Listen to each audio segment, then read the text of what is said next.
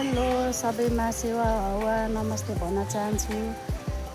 पत्री शनिश्चरी नगरले भोलि बिहिबारको दिन यहाँनिर साकेला कम्पिटिसन गराउँदैछ। मैले अस्ति पनि जानकारी गराएको थिएँ। भोलि बिहिबार 31 गतेको दिन यहाँ भव्यको साथ साकेला कम्पिटिसन हुँदैछ। अनि यहाँनिर चाहिँ यति मजाले रङ रोपनहरू गरेर स्टेजहरू पनि तयार भइसकेको छ र ठाउँहरू पनि तयार गरिसकेको छौँ हामीले।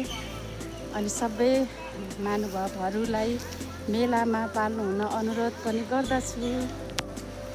पत्री नगरको स्टेज चाहिँ यही हो। भोलि अतिथिहरू यहाँ आसन ग्रहण गर्नुहुनेछ।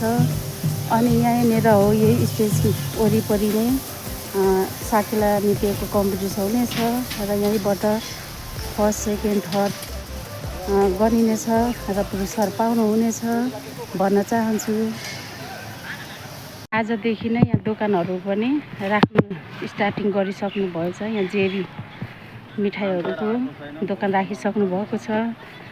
अनि यस्तो छ ग्राउन्ड, यहीँभित्र चाहिँ अब साकेला कम्पिटिसन हुने छ।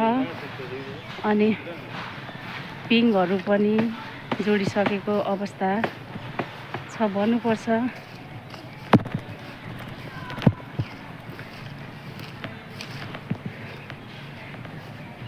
खेल्ने अब यो पिङ नाउ के भन्छ होइन, बच्चाहरू खेल्ने सबै रेडीको तयारी अवस्थामा छ।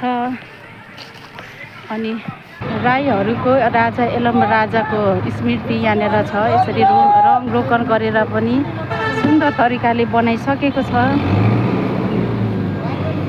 ल हेर्नुहोस् है, यस्तो छ राईहरूको साकेला थान यही हो। भोलि यहाँनिर चाहिँ भव्यको साथ पूजा गरिनेछ।